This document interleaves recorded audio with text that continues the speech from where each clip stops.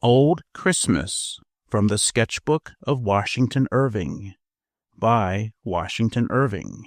Recording by Greg Giordano. Chapter 1. A man might then behold, at Christmas in each hall, good fires to curb the cold, and meat for great and small. The neighbors were friendly bidden, and all had welcome true. The poor from the gates were not chidden, when this old cap was new. Old Song. Christmas. There is nothing in England that exercises a more delightful spell over my imagination than the lingerings of the holiday customs and rural games of former times. They recall the pictures my fancy used to draw in the May morning of life, when as yet I only knew the world through books, and believed it to be all that poets had painted it. And they bring with them the flavor of those honest days of yore, in which, perhaps with equal fallacy, I am apt to think the world was more homebred, social, and joyous than at present. I regret to say that they are daily growing more and more faint, being gradually worn away by time, but still more obliterated by modern fashion. They resemble those picturesque morsels of Gothic architecture which we see crumbling in various parts of the country, partly dilapidated by the waste of ages, and partly lost in the additions and alterations of latter days. Poetry, however, clings with cherishing fondness about the rural game and holiday revel, from which it has derived so many of its themes. As the ivy winds its rich foliage about the Gothic arch and mouldering tower, gratefully repaying their support by clasping together their tottering remains, and, as it were, embalming them in verdure. Of all the old festivals, however, that of Christmas awakens the strongest and most heartfelt associations. There is a tone of solemn and sacred feeling that blends with our conviviality, and lifts the spirit to a state of hallowed and elevated enjoyment. The services of the church about this season are extremely tender and inspiring. They dwell on the beautiful story of the origin of our faith and the pastoral scenes that accompanied its announcement. They gradually increase in fervor and pathos during the season of Advent, until they break forth in full jubilee on the morning that brought peace and goodwill to men. I do not know a grander effect of music on the moral feelings than to hear the full choir in the pealing organ performing a Christmas anthem in a cathedral, and filling every part of the vast pile with triumphant harmony. It is a beautiful arrangement also, derived from days of yore, that this festival, which commemorates the announcement of the religion of peace and love, has been made the season for gathering together of family connections, and drawing closer again those bonds of kindred hearts, which the cares and pleasures and sorrows of the world are continually operating to cast loose, of calling back the children of a family who have launched forth in life and wandered widely asunder, once more to assemble about the paternal hearth, that rallying place of the affections, there to grow young and loving again among the endearing mementos of childhood. There is something in the very season of the year that gives a charm to the festivity of Christmas. At other times, we derive a great portion of our pleasures from the mere beauties of nature. Our feelings sally forth and dissipate themselves over the sunny landscape, and we live abroad and everywhere. The song of the bird, the murmur of the stream, the breathing fragrance of spring, the soft voluptuousness of summer, the golden pomp of autumn, earth with its mantle of refreshing green, and heaven with its deep, delicious blue, and its cloudy magnificence, all fill us with mute but exquisite delight, and we revel in the luxury of mere sensation. But in the depth of winter, when nature lies despoiled of every charm, and wrapped in her shroud of sheeted snow, we turn for our gratifications to moral sources, the dreariness and desolation of the landscape, the short, gloomy days and darksome nights, while they circumscribe our wanderings, shut in our feelings also from rambling abroad, and make us more keenly disposed for the pleasures of the social circle. Our thoughts are more concentrated, our friendly sympathies more aroused. We feel more sensibly the charm of each other's society, and are brought more closely together by dependence on each other for enjoyment. Heart calleth unto heart, and we draw our pleasures from the deep wells of living kindness, which lie in the quiet recesses of our bosoms, and which, when resorted to, furnish forth the pure element of domestic felicity. The pitchy gloom without makes the heart dilate on entering the room, filled with the glow and warmth of the evening fire. The ruddy blaze diffuses an artificial summer and sunshine through the room, and lights up each countenance into a kindlier welcome. Where does the honest face of hospitality expand into a broader and more cordial smile? Where is the shy glance of love more sweetly eloquent than by the winter fireside? And as the hollow blast of wintry wind rushes through the hall, claps the distant door, whistles about the casement, and rumbles down the chimney, what can be more grateful than that feeling of sober and sheltered security with which we look around upon the comfortable chamber and the scene of domestic hilarity?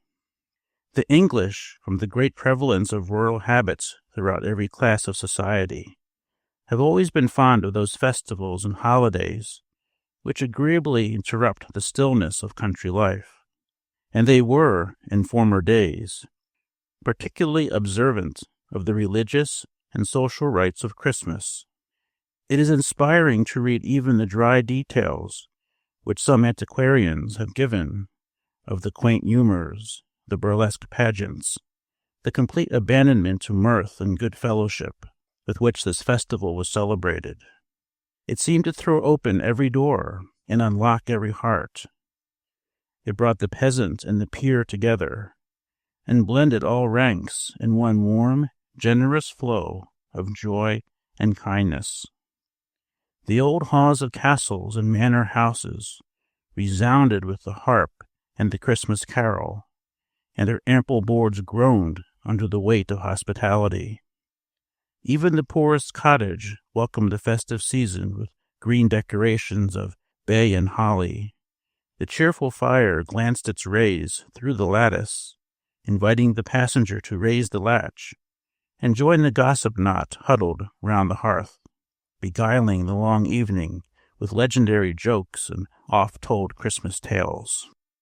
One of the least pleasing effects of modern refinement is the havoc it has made among the hardy old holiday customs. It has completely taken off the sharp touchings and spirited reliefs of these embellishments of life, and has worn down society into a more smooth and polished, but certainly a less characteristic surface. Many of the games and ceremonials of Christmas have entirely disappeared, and, like the sherris-sack of old Falstaff, are becoming matters of speculation and dispute among commentators. They flourished in times full of spirit and lustihood, when men enjoyed life roughly, but heartily and vigorously, times wild and picturesque, which have furnished poetry with its richest materials, and the drama with its most attractive variety of characters and manners. The world has become more worldly, there is more of dissipation and less of enjoyment. Pleasure has expanded into a broader, but a shallower stream, and has forsaken many of those deep and quiet channels where it flowed sweetly through the calm bosom of domestic life. Society has acquired a more enlightened and elegant tone, but it has lost many of its strong local peculiarities, its homebred feelings, its honest fireside delights. The traditionary customs of golden-hearted antiquity, its feudal hospitalities, and lordly wassailings have passed away with the baronial castles and stately manor houses in which they were celebrated. They comported with the shadowy hall, the great oaken gallery, and the tapestried parlor, but are unfitted to the light, showy saloons and gay drawing-rooms of the modern villa. Shorn, however, as it is, of its ancient and festive honors, Christmas is still a period of delightful excitement in England. It is gratifying to see that home feeling completely aroused, which seems to hold so powerful a place in every English bosom, the preparations making on every side for the social board that is again to unite friends and kindred, the presence of good cheer passing and repassing, those tokens of regard and quickeners of kind feelings, the evergreens distributed about houses and churches, emblems of peace and gladness. All these have the most pleasing effect in producing fond associations and kindling benevolent sympathies. Even the sound of the waits, rude as may be their minstrelsy, breaks upon the mid-watches of a winter night with the effect of perfect harmony. As I have been awakened by them in that still and solemn hour, when deep sleep falleth upon man, I have listened with a hushed delight, and connecting them with the sacred and joyous occasion, have almost fancied them into another celestial choir, announcing peace and goodwill to mankind. How delightfully the imagination, when wrought upon by these moral influences, turns everything to melody and beauty. The very crowing of the cock, who is sometimes heard in the profound repose of the country, telling the night watches to his feathery dames, was thought by the common people to announce the approach of this sacred festival.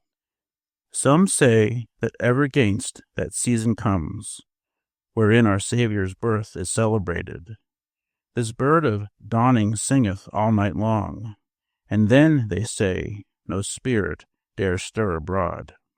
The nights are wholesome, then no planets strike, no fairy takes, no witch hath power to charm, so hallowed and so gracious is the time.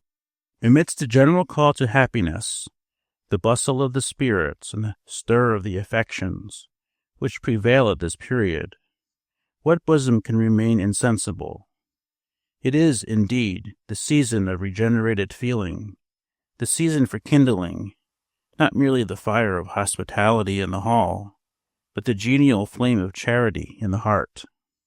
The scene of early love again rises green to memory beyond the sterile waste of years, and the idea of home, fraught with the fragrance of home-dwelling joys, reanimates the drooping spirit, as the Arabian breeze will sometimes waft the freshness of the distant fields to the weary pilgrim of the desert.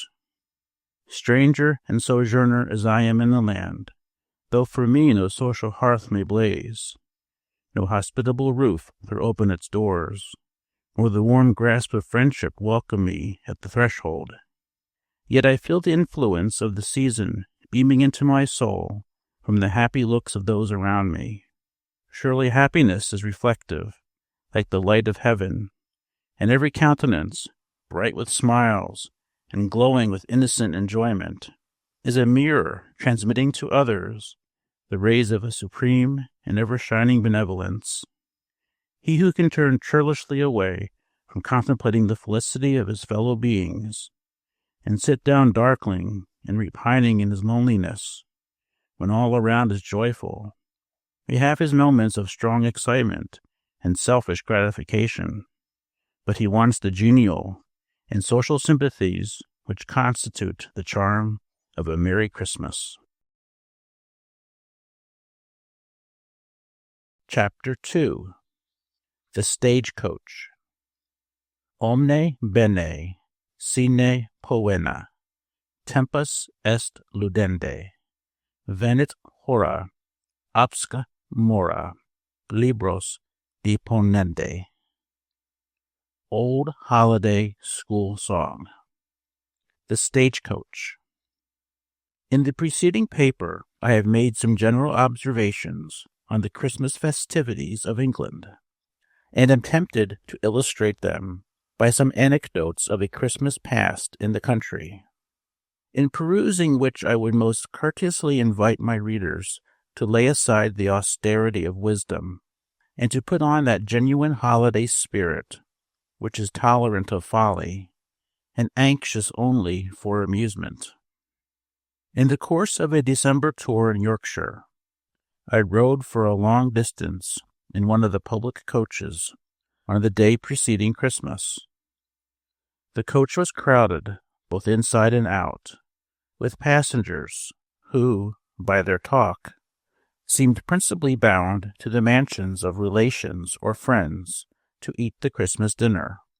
It was loaded also with hampers of game, and baskets and boxes of delicacies, and hares hung dangling their long ears about the coachman's box, presents from distant friends for the impending feast. I had 3 fine, rosy-cheeked schoolboys for my fellow passengers inside, full of the buxom health and manly spirit which I have observed in the children of this country. They were returning home for the holidays in high glee, and promising themselves a world of enjoyment. It was delightful to hear the gigantic plans of pleasure of the little rogues, and the impracticable feats they were to perform during their 6 weeks' emancipation from the abhorred thraldom of book, birch, and pedagogue. They were full of anticipations of the meeting with the family and household, down to the very cat and dog, and of the joy they were to give their little sisters by the presents with which their pockets were crammed.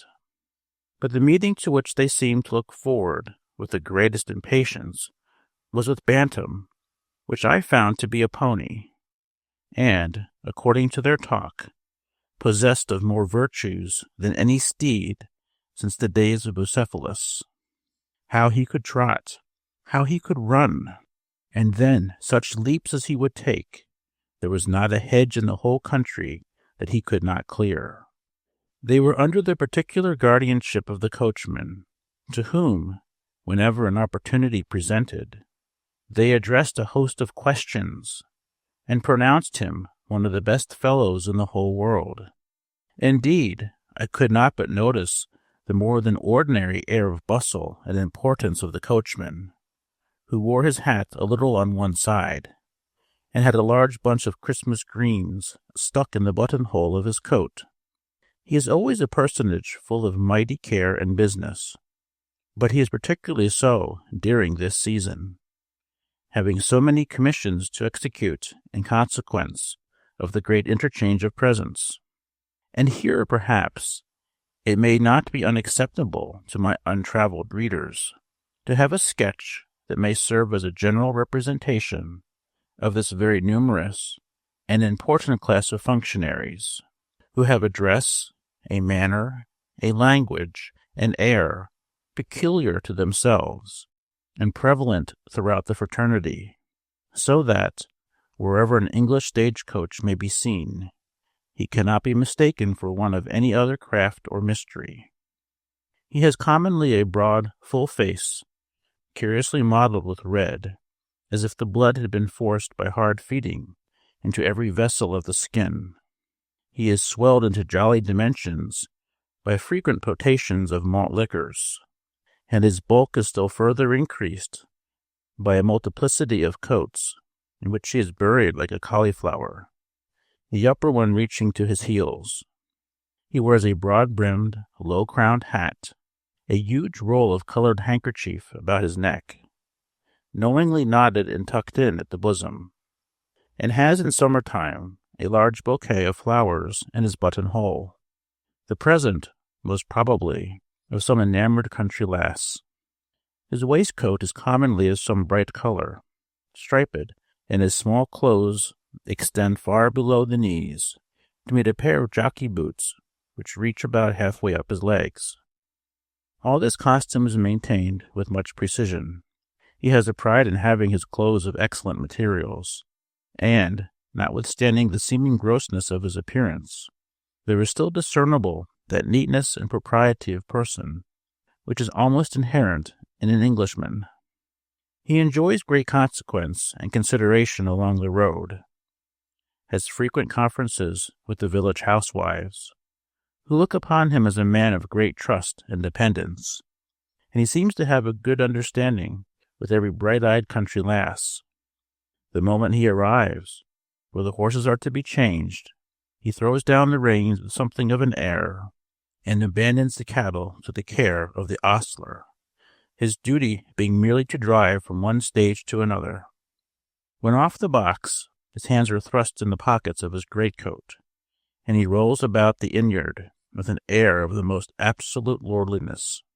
Here he is generally surrounded by an admiring throng of ostlers, stable-boys, shoe-blacks, and those nameless hangers-on that infest inns and taverns, and run errands, and do all kinds of odd jobs for the privilege of battening on the drippings of the kitchen and the leakage of the tap-room. These all look up to him as to an oracle, treasure up his cant phrases, echo his opinions about horses and other topics of jockey lore, and, above all, endeavor to imitate his air and carriage. Every ragamuffin that has a coat to his back thrusts his hands in the pockets, rolls in his gait, talks slang, and is an embryo coachee. Perhaps it might be owing to the pleasing serenity that reigned in my own mind that I fancied I saw cheerfulness in every countenance throughout the journey. A stagecoach, however, carries animation always with it, and puts the world in motion as it whirls along. The horn sounded at the entrance of a village produces a general bustle. Some hasten forth to meet friends, some with bundles and bandboxes to secure places, and in the hurry of the moment can hardly take leave of the group that accompanies them. In the meantime, the coachman has a world of small commissions to execute. Sometimes he delivers a hare or pheasant, sometimes jerks a small parcel or newspaper to the door of a public house, and sometimes, with knowing leer and words of sly import, hands to some half-blushing, half-laughing housemaid an odd-shaped billet-doux from some rustic admirer. As the coach rattles through the village, everyone runs to the window, and you have glances on every side of fresh country faces and blooming, giggling girls. At the corners are assembled juntas of village idlers and wise men, who take their stations there for the important purpose of seeing company pass. But the sage's knot is generally at the blacksmith's, to whom the passing of the coach is an event fruitful of much speculation. The smith, with the horse's heel on his lap, pauses as the vehicle whirls by. The cyclops round the anvil suspend their ringing hammers, and suffer the iron to grow cool. And the sooty spectre in brown paper cap, laboring at the bellows, leans on the handle for a moment, and permits the asthmatic engine to heave a long, drawn sigh, while he glares through the murky smoke and sulphurous gleams of the smithy. Perhaps the impending holiday might have given a more than usual animation to the country, for it seemed to me as if everybody was in good looks and good spirits. Game, poultry, and other luxuries of the table were in brisk circulation in the villages. The grocers', butchers', and fruiterers' shops were thronged with customers. The housewives were stirring briskly about, putting their dwellings in order, and the glossy branches of holly, with their bright red berries, began to appear at the windows. The scene brought to mind an old writer's account of Christmas preparations. Now capons and hens, besides turkeys, geese, and ducks, with beef and mutton, must all die, for in 12 days a multitude of people will not be fed with a little. Now plums and spice, sugar and honey, square it among pies and broth. Now or never must music be in tune, for the youth must dance and sing to get them a heat, while the aged sit by the fire. The country maid leaves half her market, and must be sent again, if she forgets a pack of cards on Christmas Eve. Great is the contention of holly and ivy, whether master or dame wears the breeches. Dice and cards benefit the butler, and if the cook do not lack wit, he will sweetly lick his fingers. I was roused from this fit of luxurious meditation by a shout from my little traveling companions. They had been looking out of the coach windows for the last few miles, recognizing every tree and cottage as they approached home, and now there was a general burst of joy. "There's John, and there's old Carlo, and there's Bantam," cried the happy little rogues, clapping their hands. At the end of the lane there was an old, sober-looking servant in livery, waiting for them. He was accompanied by a superannuated pointer, and by the redoubtable Bantam, a little old rat of a pony, with a shaggy mane and long rusty tail, who stood dozing quietly by the roadside, little dreaming of the bustling times that awaited him. I was pleased to see the fondness with which the little fellows leaped about the steady old footman and hugged the pointer, who wriggled his whole body for joy. But Bantam was the great object of interest. All wanted to mount at once, and it was with some difficulty that John arranged that they should ride by turns, and the eldest should ride first. Off they set at last, one on the pony, with the dog bounding and barking before him, and the others holding John's hands, both talking at once, and overpowering him by questions about home, and with school anecdotes. I looked after them with a feeling in which I do not know whether pleasure or melancholy predominated, for I was reminded of those days when, like them, I had neither known care nor sorrow, and a holiday was the summit of earthly felicity. We stopped a few moments afterwards to water the horses, and on resuming our route, a turn of the road brought us in sight of a neat country seat. I could just distinguish the forms of a lady and 2 young girls in the portico, and I saw my little comrades, with Bantam, Carlo, and old John, trooping along the carriage road.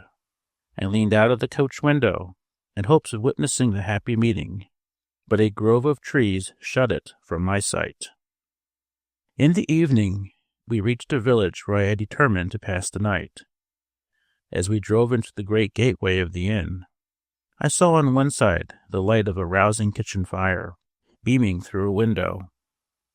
I entered and admired, for the 100th time, that picture of convenience, neatness, and broad, honest enjoyment, the kitchen of an English inn. It was of spacious dimensions, hung round with copper and tin vessels, highly polished, and decorated here and there with a Christmas green. Hams, tongues, and flitches of bacon were suspended from the ceiling. A smoke-jack made its ceaseless clanking beside the fireplace, and a clock ticked in one corner.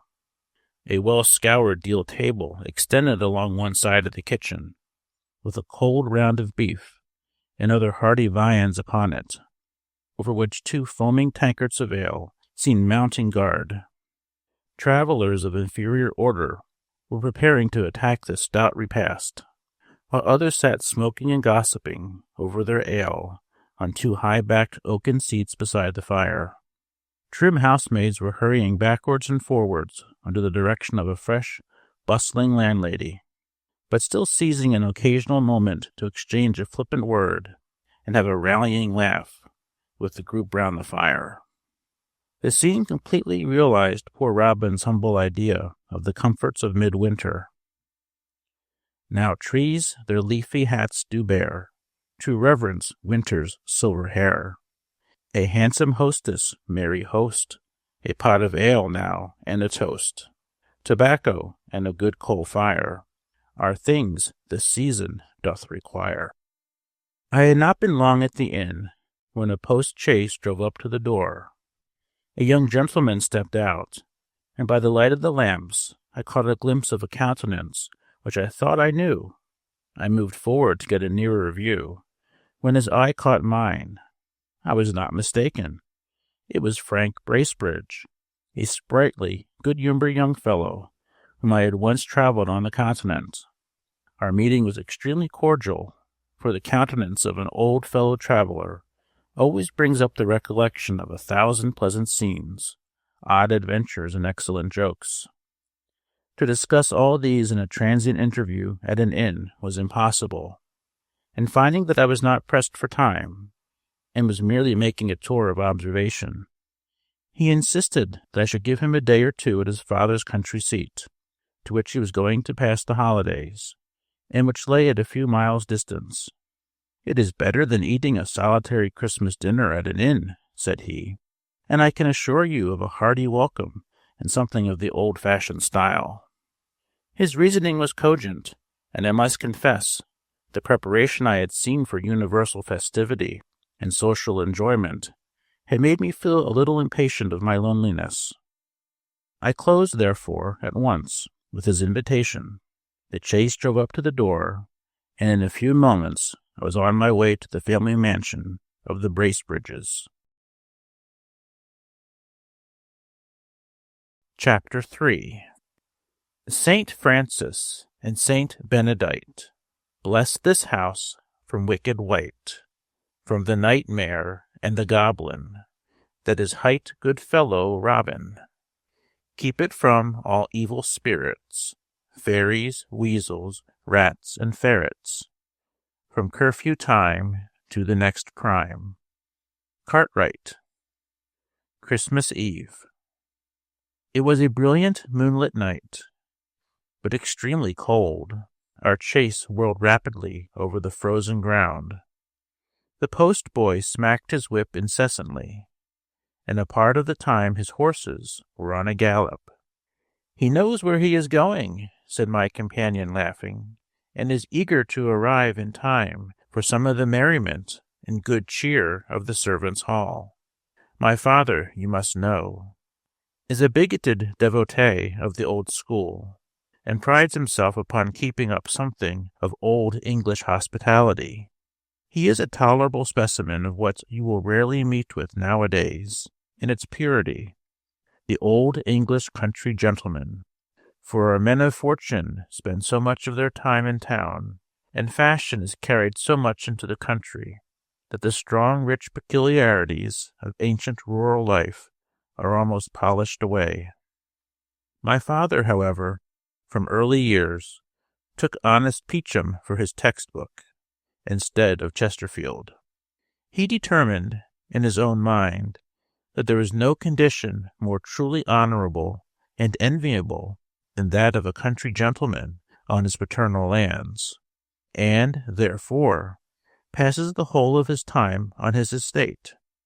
He is a strenuous advocate for the revival of the old rural games and holiday observances, and is deeply read in the writers, ancient and modern, who have treated on the subject.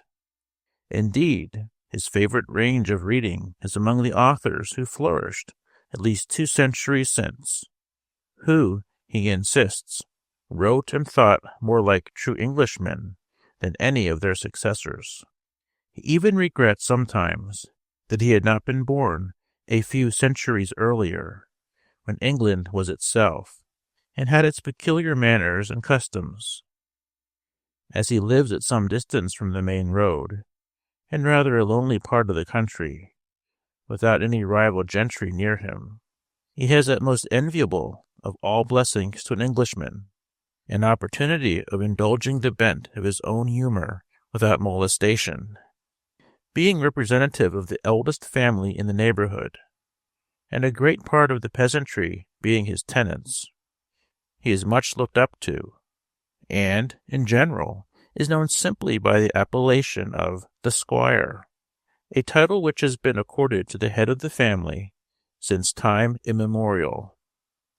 I think it best to give you these hints about my worthy old father, to prepare you for any little eccentricities that might otherwise appear absurd. We had passed for some time along the wall of the park, and at length the chaise stopped at the gate.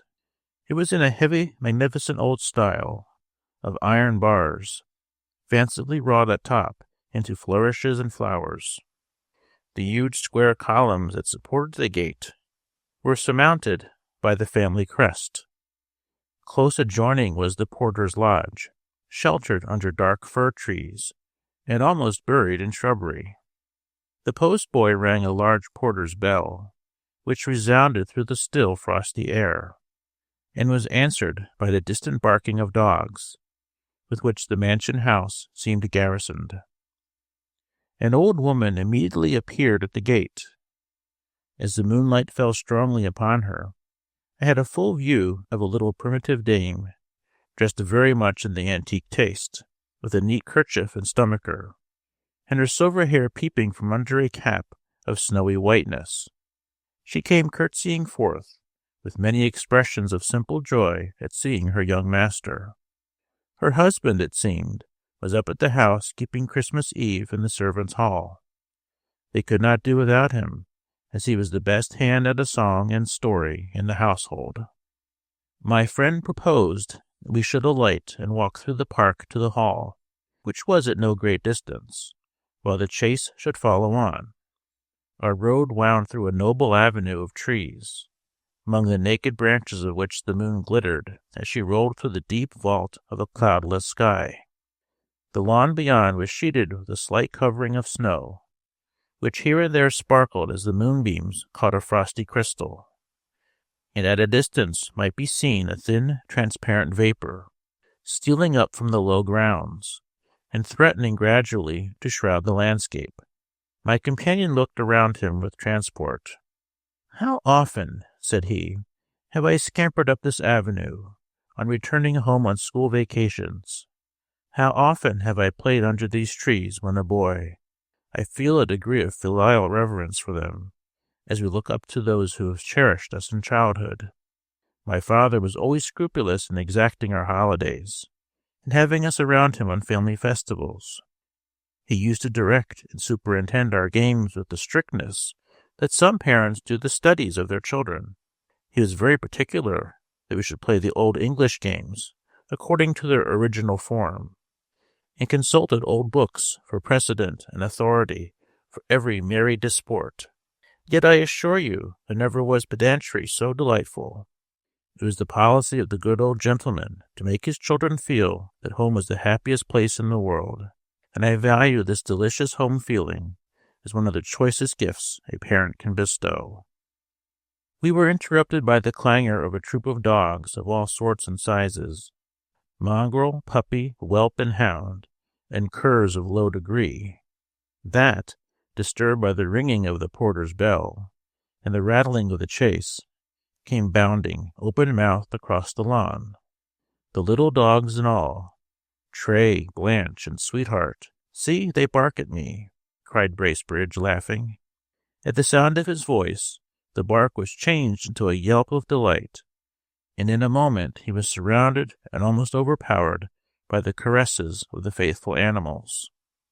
We had now come in full view of the old family mansion, partly thrown in deep shadow, and partly lit up by the cold moonshine.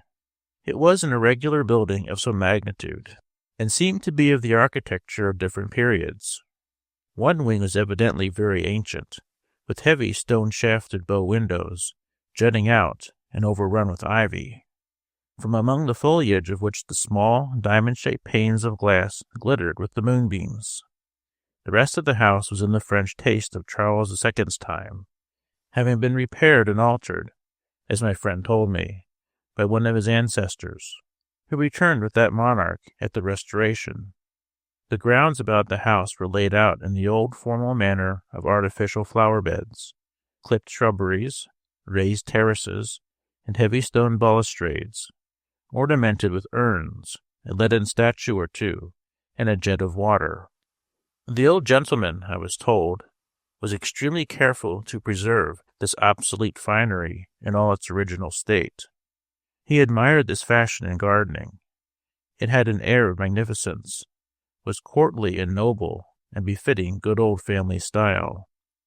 The boasted imitation of nature in modern gardening had sprung up with modern republican notions, but did not suit a monarchical government. It smacked of the leveling system. I could not help smiling at this introduction of politics into gardening, though I expressed some apprehension that I should find the old gentleman rather intolerant in his creed. Frank assured me, however, that it was almost the only instance in which he had ever heard his father meddle with politics, and he believed that he had got this notion from a member of Parliament who once passed a few weeks with him. The squire was glad of any argument to defend his clipped yew trees and formal terraces, which had been occasionally attacked by modern landscape gardeners. As we approached the house, we heard the sound of music, and now and then a burst of laughter from one end of the building. This, Bracebridge said, must proceed from the servants' hall, where a great deal of revelry was permitted, and even encouraged, by the squire throughout the 12 days of Christmas, provided everything was done conformably to ancient usage. Here were kept up the old games of hoodman blind, shoe the wild mare, hot cockles, steal the white loaf, bob apple, and snapdragon. The Yule log and Christmas candle were regularly burnt, and the mistletoe, with its white berries, hung up to the eminent peril of all the pretty housemaids. So intent were the servants upon their sports that we had to ring repeatedly before we could make ourselves heard. On our arrival being announced, the squire came out to receive us, accompanied by his 2 other sons, one a young officer in the army, home on leave of absence, the other an Oxonian, just from the university. The squire was a fine, healthy-looking old gentleman, with silver hair curling lightly round an open, florid countenance, in which a physiognomist, with the advantage like myself, of a previous hint or two, might discover a singular mixture of whim and benevolence. The family meeting was warm and affectionate. As the evening was far advanced, the squire would not permit us to change our traveling dresses, but ushered us at once to the company, which was assembled in a large, old-fashioned hall. It was composed of different branches of a numerous family connection, where there were the usual proportion of old uncles and aunts, comfortably married dames, superannuated spinsters, blooming country cousins, half-fledged striplings, and bright-eyed boarding-school hoydens. They were variously occupied, some at a round game of cards, others conversing around the fireplace. At one end of the hall was a group of the young folks, some nearly grown up, others of a more tender and budding age, fully engrossed by a merry game, and a profusion of wooden horses, penny trumpets, and tattered dolls. About the floor showed traces of a troop of little fairy beings, who, having frolicked through a happy day, had been carried off to slumber through a peaceful night.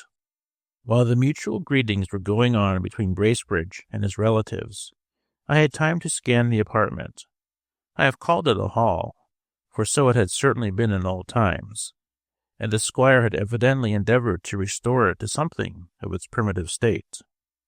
Over the heavy projecting fireplace was suspended a picture of a warrior in armor, standing by a white horse, and on the opposite wall hung helmet, buckler, and lance.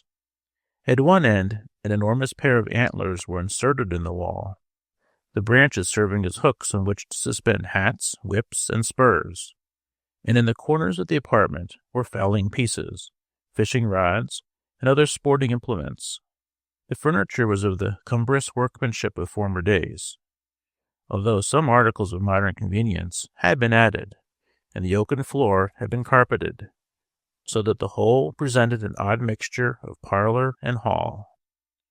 The grate had been removed from the wide, overwhelming fireplace to make way for a fire of wood, in the midst of which was an enormous log, glowing and blazing, and sending forth a vast volume of light and heat.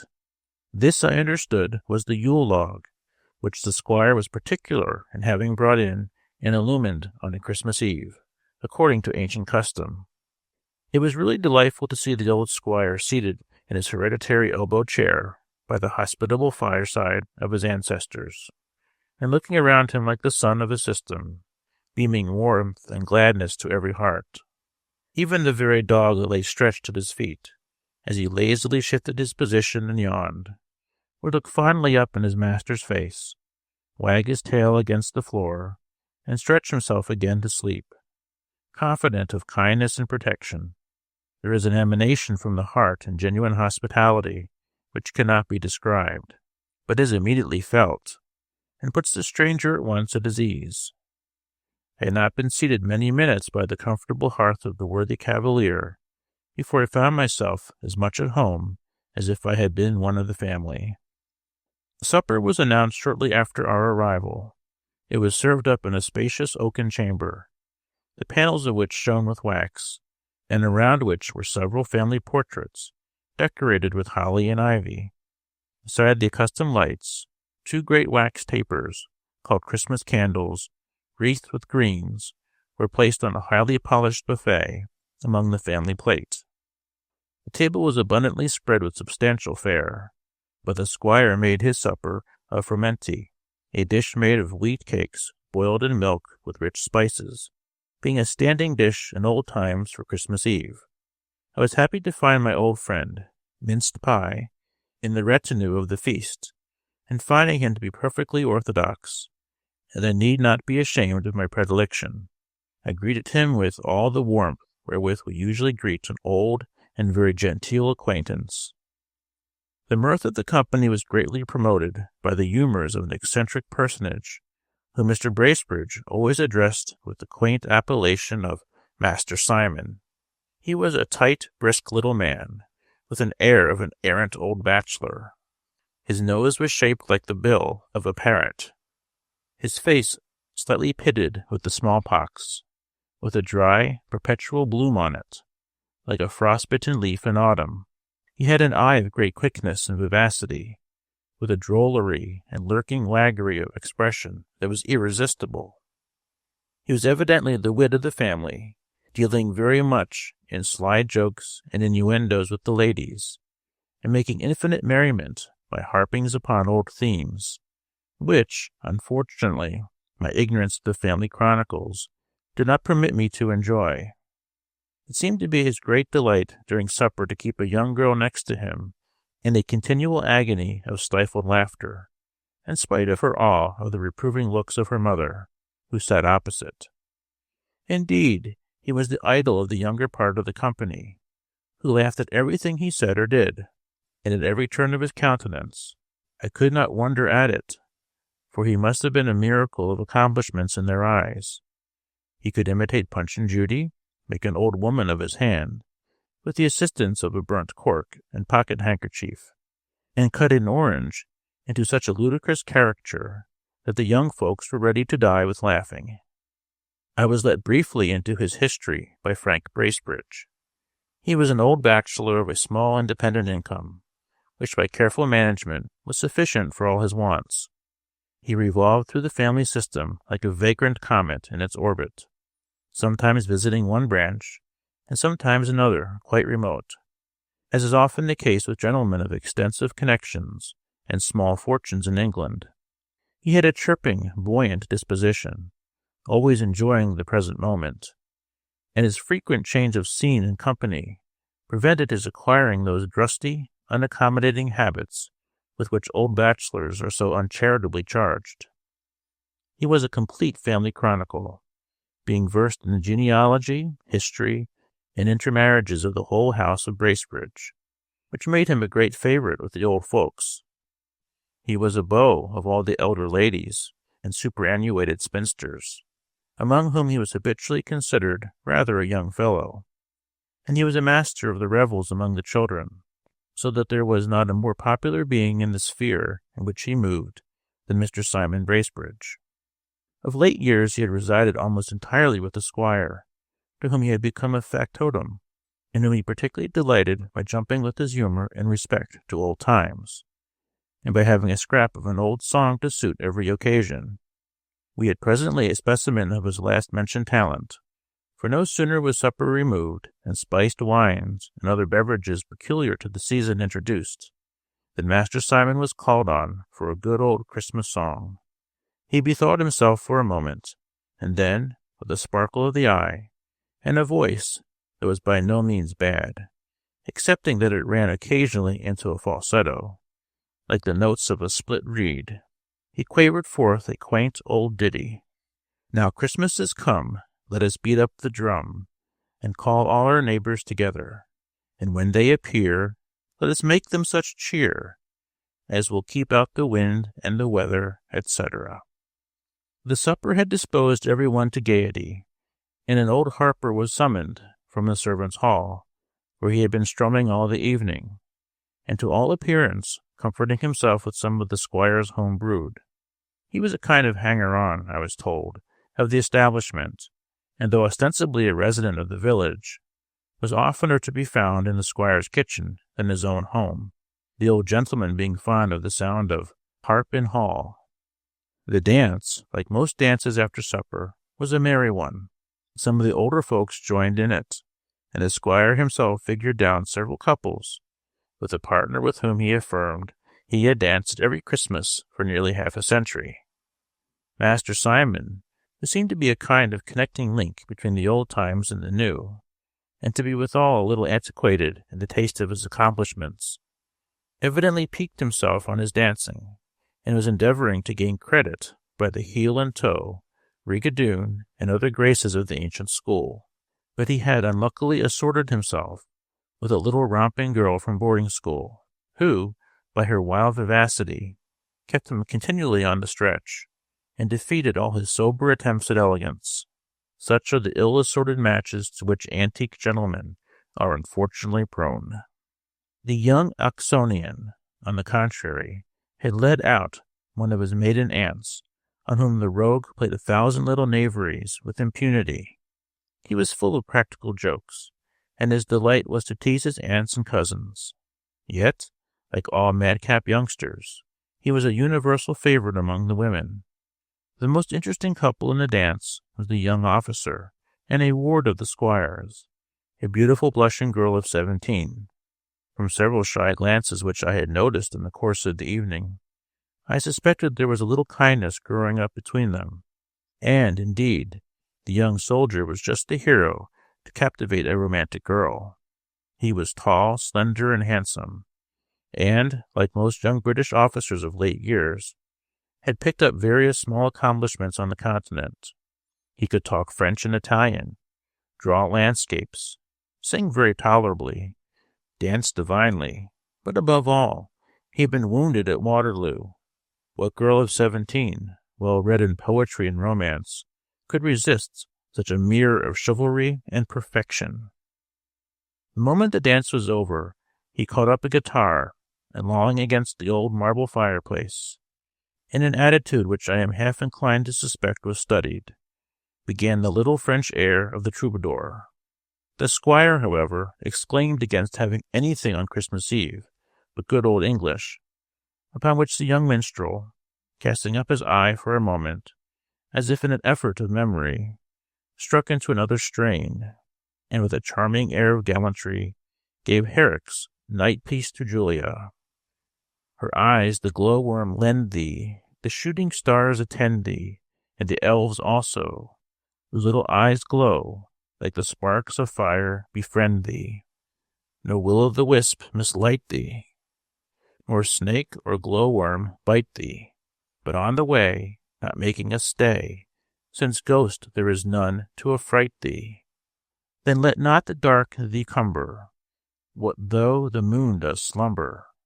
The stars of the night will lend thee their light, like tapers clear without number. Then, Julia, let me woo thee, thus to come unto me, and when I shall meet thy silvery feet, my soul I'll pour into thee. The song might have been intended in compliment to the fair Julia, for so I found his partner was called, or it might not. She, however, was certainly unconscious of any such application, for she never looked at the singer, but kept her eyes cast upon the floor. Her face was suffused, it is true, with a beautiful blush, and there was a gentle heaving of the bosom, but all that was doubtless caused by the exercise of the dance. Indeed, so great was her indifference, that she was amusing herself with plucking to pieces a choice bouquet of hothouse flowers, and by the time the song was concluded, the nosegay lay in ruins on the floor. The party now broke up for the night, with the kind-hearted old custom of shaking hands. As I passed through the hall, on the way to my chamber, the dying embers of the Yule log still sent forth a dusky glow, and had it not been the season when no spirit dares stir abroad, I should have been half tempted to steal from my room at midnight, and peep whether the fairies might not be at their revels about the hearth. My chamber was in the old part of the mansion, the ponderous furniture which might have been fabricated in the days of the giants. The room was panelled with cornices of heavy carved work, in which flowers and grotesque faces were strangely intermingled, and a row of black-looking portraits stared mournfully at me from the walls. The bed was of rich, though faded damask, with a lofty tester, and stood in a niche opposite a bow window. I had scarcely got into bed when a strain of music seemed to break forth in the air just below the window.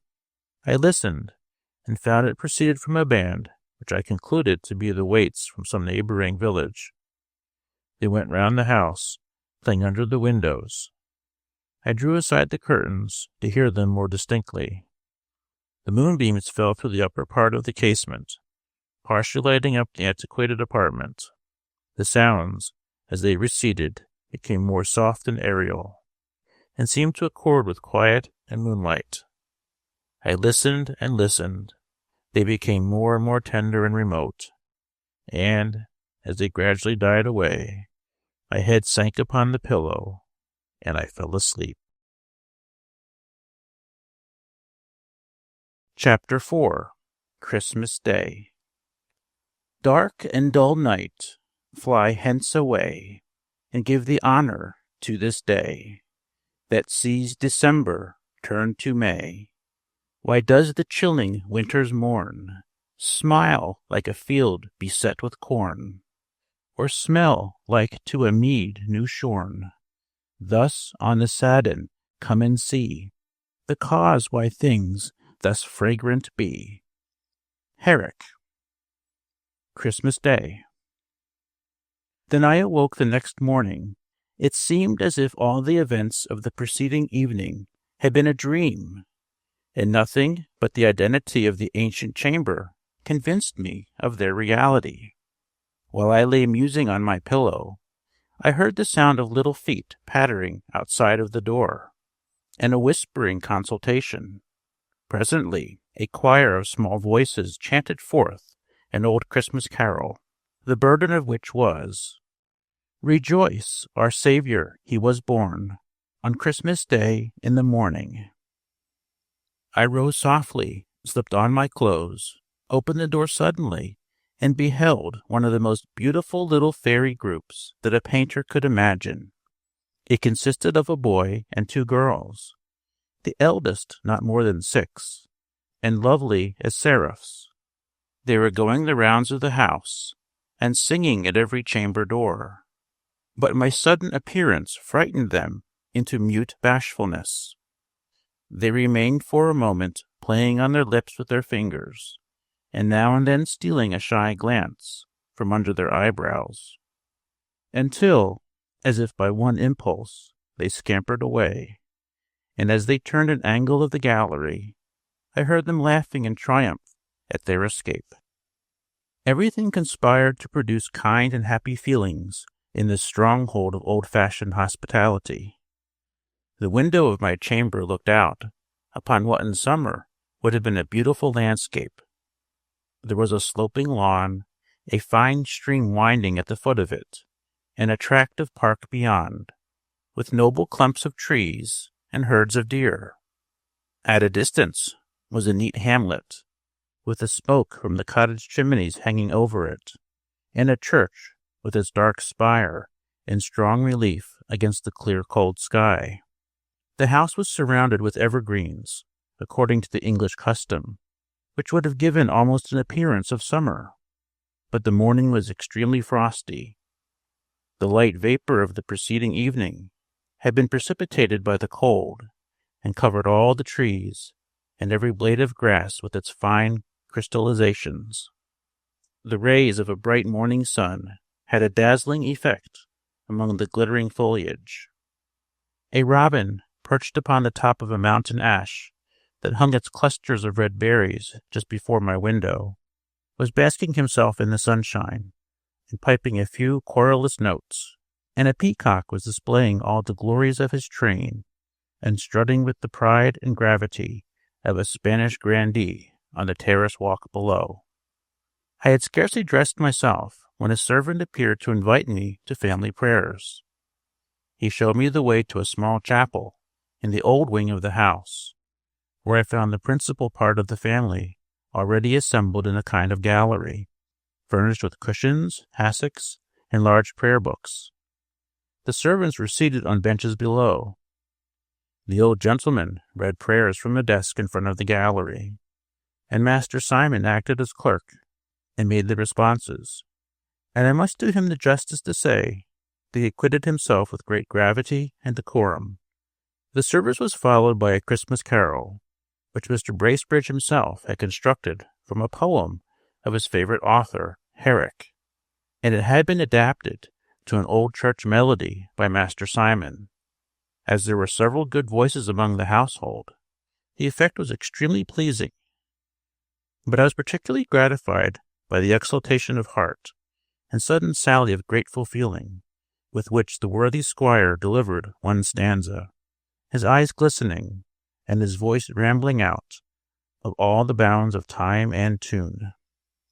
"'Tis thou that crownest my glittering hearth with guiltless mirth, and givest me wassail bowls to drink, spiced to the brink.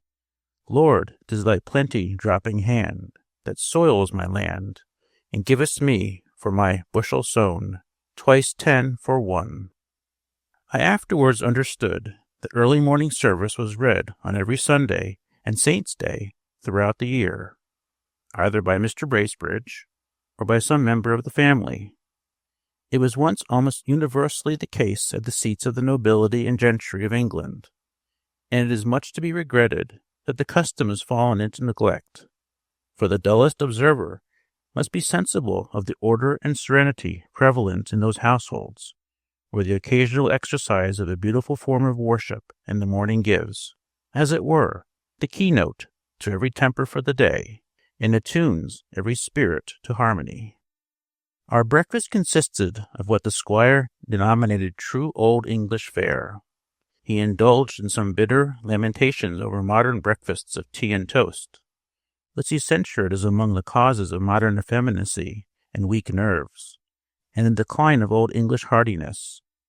And though he admitted them to his table to suit the palates of his guests, yet there was a brave display of cold meats, wine, and ale on the sideboard. After breakfast I walked about the grounds with Frank Bracebridge and Master Simon, or Mr. Simon, as he was called by everybody but the squire. We were escorted by a number of gentlemanlike dogs that seemed loungers about the establishment, from the frisking spaniel to the steady old staghound, the last of which was of a race that had been in the family time out of mind. They were all obedient to a dog whistle, which hung to Master Simon's buttonhole, and in the midst of their gambols would glance an eye occasionally upon a small switch he carried in his hand.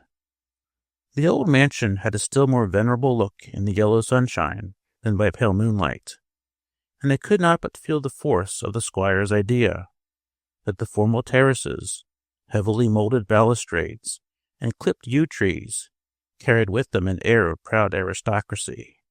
There appeared to be an unusual number of peacocks about the place, and I was making some remarks upon what I termed a flock of them that were basking under a sunny wall, when I was gently corrected in my phraseology by Master Simon, who told me that, according to the most ancient and approved treatise on hunting, I must say a muster of peacocks.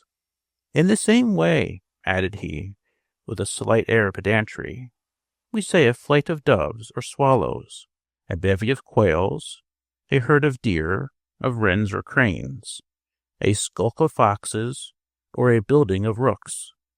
He went on to inform me that, according to Sir Anthony Fitzherbert, we ought to ascribe to this bird both understanding and glory, for being praised, He will presently set up his tail chiefly against the sun, to the intent you may the better behold the beauty thereof.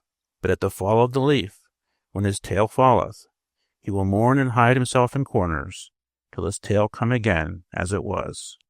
I could not help smiling at this display of small erudition on so whimsical a subject, but I found that the peacocks were birds of some consequence at the Hall, for Frank Bracebridge informed me that they are great favorites with his father, who was extremely careful to keep up the breed, partly because they belonged to chivalry, and were in great request at the stately banquets of the olden time, and partly because they had a pomp and magnificence about them, highly becoming an old family mansion. Nothing, he was accustomed to say, had an air of greater state and dignity than a peacock perched upon an antique stone balustrade. Master Simon had now to hurry off, having an appointment at the parish church with the village choristers, who were to perform some music of his selection. There was something extremely agreeable in the cheerful flow of animal spirits of the little man, and I confess I had been somewhat surprised at his apt quotations from authors who certainly were not in the range of everyday reading.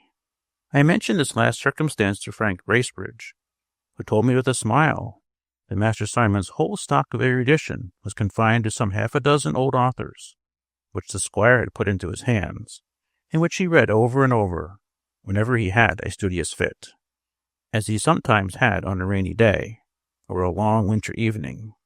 Sir Anthony Fitzherbert's Book of Husbandry, Markham's Country Contentments, the Treatise of Hunting by Sir Thomas Cockayne, Knight, Isaac Walton's Angler, and 2 or 3 more such ancient worthies of the pen, were his standard authorities, and, like all men who know but a few books, he looked up to them with a kind of idolatry, and quoted them on all occasions. As to his songs, they are chiefly picked out of old books in the squire's library, and adapted to tunes that were popular among the choice spirits of the last century. His practical application of scraps of literature, however, had caused him to be looked upon as a prodigy of book knowledge by all the grooms, huntsmen, and small sportsmen of the neighborhood. While we were talking, we heard the distant toll of the village bell, and I was told that the squire was a little particular in having his household at church on a Christmas morning, considering it a day of pouring out of thanks and rejoicing. For, as old Tusser observed, at Christmas be merry and thankful withal, and feast thy poor neighbors, the great and the small. If you are disposed to go to church, said Frank Bracebridge, I can promise you a specimen of my cousin Simon's musical achievements. As the church is destitute of an organ, he has formed a band from the village amateurs, and established a musical club for their improvement. He has also sorted a choir, as he sorted my father's pack of hounds, according to the directions of Gervase Markham in his Country Contentments. For the bass he has sought out all the deep, solemn mouths, and for the tenor the loud, ringing mouths among the country bumpkins, and for sweet mouths he has culled with curious taste among the prettiest lasses in the neighborhood, though these last, he affirms, are the most difficult to keep in tune, your pretty female singer being exceedingly wayward and capricious, and very liable to accident. As the morning, though frosty, was remarkably fine and clear, the most of the family walked to the church, which was a very old building of grey stone, and stood near a village, but half a mile from the park gate. Adjoining it was a low, snug parsonage, which seemed coeval with the church. The front of it was perfectly matted with a yew tree that had been trained against its walls, through the dense foliage of which apertures had been formed to admit light into the small antique lattices. As we passed this sheltered nest, the parson issued forth and preceded us. I had expected to see a sleek, well-conditioned pastor, such as is often found in a snug living in the vicinity of a rich patron's table. But I was disappointed. The parson was a little, meager, black-looking man, with a grizzled wig that was too wide, and stood off from each ear, so that his head seemed to have shrunk away within it, like a dried filbert in its shell. He wore a rusty coat, with great skirts and pockets, that would have held the church Bible and prayer book, and his small legs seemed still smaller, from being planted in large shoes, decorated with enormous buckles.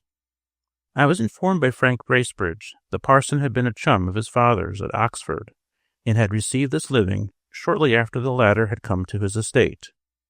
He was a complete black-letter hunter, and would scarcely read a work printed in the Roman character. The editions of Caxton and Wynkyn de Worde were his delight, and he was indefatigable in his researches after such old English writers as have fallen into oblivion from their worthlessness. In deference, perhaps, to the notions of Mr. Bracebridge, he had made diligent investigations into the festive rites and holiday customs of former times, and had been as zealous in their inquiry as if he had been a boon companion. But it was merely with that plodding spirit with which men of a dust temperament follow up any track of study, merely because it is denominated learning, indifferent to its intrinsic nature, whether it be the illustrations of the wisdom or the ribaldry and obscenity of antiquity.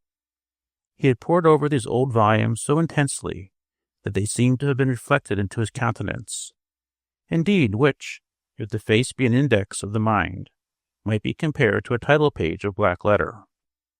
On reaching the church porch, we found the parson rebuking the gray-headed sexton for having used mistletoe among the greens with which the church was decorated. It was, he observed, an unholy plant, profaned by having been used by the Druids in their mystic ceremonies, and though it might be innocently employed in the festive ornamenting of halls and kitchens, yet it had been deemed by the fathers of the church as unhallowed, and totally unfit for sacred purposes. So tenacious was he on this point, that the poor sexton was obliged to strip down a great part of the humble trophies of his taste before the parson would consent to enter upon the service of the day. The interior of the church was venerable but simple. On the walls were several mural monuments of the Bracebridges, and just beside the altar was a tomb of ancient workmanship, on which lay the effigy of a warrior in armor, with his legs crossed, a sign of his having been a crusader.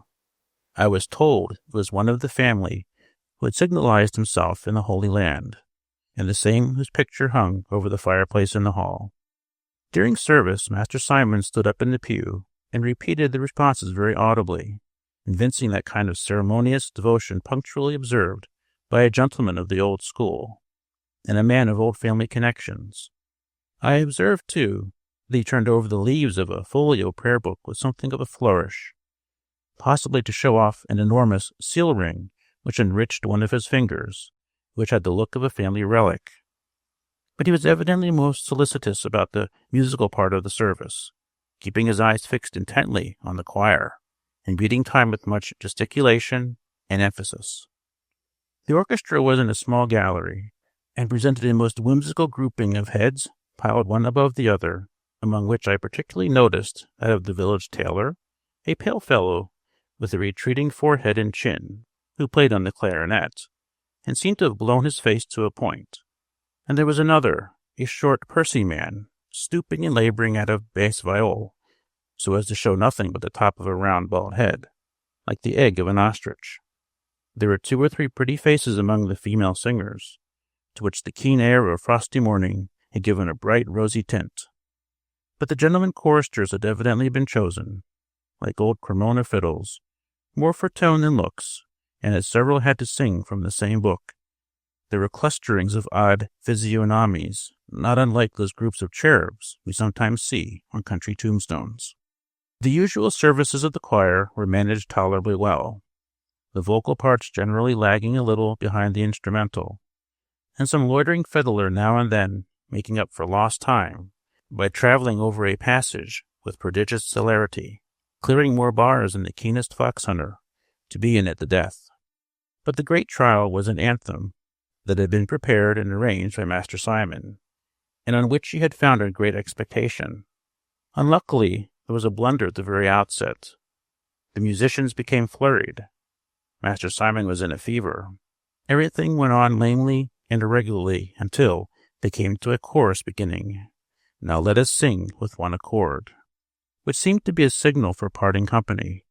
All became discord and confusion. Each shifted for himself, and got to the end as well, or rather as soon, as he could, excepting one old chorister in a pair of horn spectacles, bestriding and pinching a low sonorous nose, who, happening to stand a little apart, and being wrapped up in his own melody, kept on a quavering course, wriggling his head, oogling his book, and winding all up a nasal solo of at least 3 bars duration. The parson gave us a most erudite sermon on the rites and ceremonies of Christmas, and the propriety of observing it not merely as a day of thanksgiving, but of rejoicing, supporting the correctness of his opinions by the earliest usages of the Church, and enforcing them by the authorities of Theophilus of Caesarea, St. Cyprian, St. Chrysostom, St. Augustine, and a cloud more of saints and fathers, from whom he made copious quotations. I was a little at a loss to perceive the necessity of such a mighty array of forces to maintain a point, which no one present seemed inclined to dispute. But I soon found that the good man had a legion of ideal adversaries to contend with, having in the course of his researches on the subject of Christmas got completely embroiled in the sectarian controversies of the Revolution, when the Puritans made such a fierce assault upon the ceremonies of the Church, and poor old Christmas was driven out of the land by proclamation of Parliament. The worthy parson lived but with times past, and knew but a little of the present. Shut up among worm-eaten tomes, in the retirement of his antiquated little study, the pages of old times were to him as the gazettes of the day, while the era of the Revolution was mere modern history. He forgot that nearly 2 centuries had elapsed since the fiery persecution of poor mince pie throughout the land, when plum porridge was denounced as mere popery, and roast beef as anti-Christian, and that Christmas had been brought in again triumphantly with the merry court of King Charles at the Restoration. He kindled into warmth with the ardor of his contest, and the host of imaginary foes with whom he had to combat, had a stubborn conflict with old Prine and 2 or 3 other forgotten champions of the Roundheads, on the subject of Christmas festivity, and concluded by urging his hearers, in the most solemn and affecting manner, to stand to the traditionary customs of their fathers, and feast and make merry on this joyful anniversary of the Church. I have seldom known a sermon attended apparently with more immediate effects, for in leaving the church, the congregation seemed one and all possessed with the gaiety of spirit so earnestly enjoined by their pastor. The elder folks gathered in knots in the churchyard, greeting and shaking hands, and the children ran about crying, "Oulé, oulé," and repeating some uncouth rhymes, which the parson, who had joined us, informed me had been handed down from days of yore. The villagers doffed their hats to the squire as he passed, giving him the good wishes of the season with every appearance of heartfelt sincerity, and were invited by him to the hall to take something to keep out the cold of the weather, and I heard blessings uttered by several of the poor, which convinced me that, in the midst of his enjoyments, the worthy old cavalier had not forgotten the true Christmas virtue of charity. On our way homeward, his heart seemed overflowing with generous and happy feelings. As we passed over a rising ground, which commanded something of a prospect, the sounds of rustic merriment now and then reached our ears. The squire paused for a few moments, and looked around with an air of inexpressible benignity. The beauty of the day was of itself sufficient to inspire philanthropy. Notwithstanding the frostiness of the morning, the sun in his cloudless journey had acquired sufficient power to melt away the thin covering of snow from every southern declivity, and to bring out the living green which adorns an English landscape even in midwinter. Large tracts of smiling verdure contrasted with the dazzling whiteness of the shaded slopes and hollows. Every sheltered bank on which the broad rays rested yielded its silver rill of cold and limpid water, glittering through the dripping grass, and sent up slight exhalations to contribute to the thin haze that hung just above the surface of the earth. There was something truly cheering in this triumph of warmth and verdure over the frosty thraldom of winter.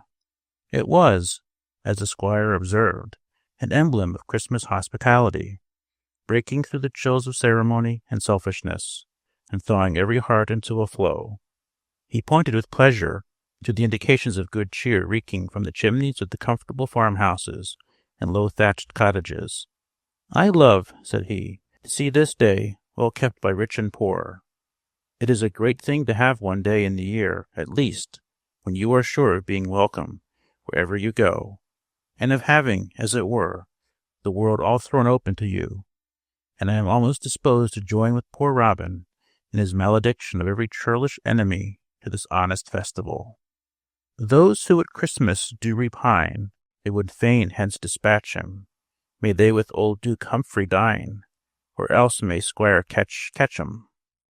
The squire went on to lament the deplorable decay of the games and amusements which were once prevalent at the season among the lower orders, and countenanced by the higher. When the old halls of castles and manor houses were thrown open at daylight, when the tables were covered with brawn and beef and humming ale, when the harp and the carol resounded all day long, and when rich and poor alike welcome to enter and make merry. Our old games and local customs, said he, had a great effect in making the peasant fond of his home, and the promotion of them by the gentry made him fond of his lord. They made the times merrier and kinder and better, and I can truly say, with one of our old poets, I like them well, the curious preciseness, and all pretended gravity of those that seek to banish hence these harmless sports, have thrust away much ancient honesty. The nation, continued he, is altered. We have almost lost our simple, true-hearted peasantry. They have broken asunder from the higher classes, and seem to think their interests are separate. They have become too knowing, and begin to read newspapers, listen to alehouse politicians, and talk of reform. I think one mode to keep them in good humor in these hard times would be for the nobility and gentry to pass more time on their estates, mingle more among the country people, and set the merry old English games going again. Such was the good squire's project for mitigating public discontent, and indeed he had once attempted to put his doctrine in practice, and a few years before had kept open house during the holidays in the old style. The country people, however, did not understand how to play their parts in the scene of hospitality. Many uncouth circumstances occurred. The manor was overrun by all the vagrants of the country, and more beggars drawn into the neighborhood in 1 week than the parish officers could get rid of in a year. Since then he had contented himself with inviting the decent part of the neighboring peasantry to call at the hall on Christmas Day, and distributing beef and bread and ale among the poor, that they might make merry in their own dwellings. We had not been long home when the sound of music was heard from a distance. A band of country lads without coats, their shirt-sleeves fancifully tied with ribbons, their hats decorated with greens, and clubs in their hands, were seen advancing up the avenue, followed by a large number of villagers and peasantry. They stopped before the hall door, where the music struck up a peculiar air, and the lads performed a curious and intricate dance, advancing, retreating, and striking their clubs together, keeping exact time to the music, while one, whimsically crowned with a fox's skin, tail of which flaunted down his back, kept capering round the skirts of the dance, and rattling a Christmas box with many antic gesticulations. The squire eyed this fanciful exhibition with great interest and delight, and gave me a full account of its origin, which he traced to the times when the Romans held possession of the island, plainly proving that this was a lineal descendant of the sword dance of the ancients. It was now, he said, nearly extinct, but he had accidentally met with traces of it in the neighborhood, and had encouraged its revival, though, to tell the truth, it was too apt to be followed up by rough cudgel play and broken heads in the evening. After the dance was concluded, the whole party was entertained with brawn and beef and stout home brewed. The squire himself mingled among the rustics, and was received with awkward demonstrations of deference and regard.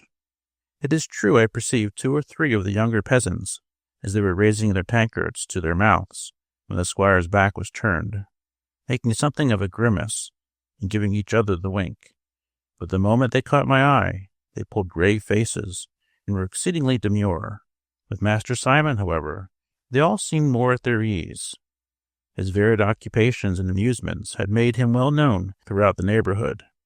He was a visitor at every farmhouse and cottage, gossiped with the farmers and their wives, romped with their daughters, and, like that type of a vagrant bachelor, the humble bee, told the sweets from all the rosy lips of the country round. The bashfulness of the guests soon gave way before good cheer and affability. There is something genuine and affectionate in the gaiety of the lower orders, when it is excited by the bounty and familiarity of those above them. The warm glow of gratitude enters into their mirth, and a kind word or a small pleasantry, frankly uttered by a patron, gladdens the heart of the dependent more than oil and wine. When the squire had retired, the merriment increased, and there was much joking and laughter, particularly between Master Simon and a hale, ruddy-faced, white-headed farmer, who appeared to be the wit of the village, for I observed all his companions to wait with open mouths for his retorts, and burst into a gratuitous laugh before they could well understand them.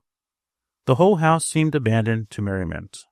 As I passed to my room to dress for dinner, I heard the sound of music in a small court, and, looking through a window that commanded it, I perceived a band of wandering musicians, with Pandean pipes and tambourine. A pretty coquettish housemaid was dancing a jig with a smart country lad, while several of the other servants were looking on.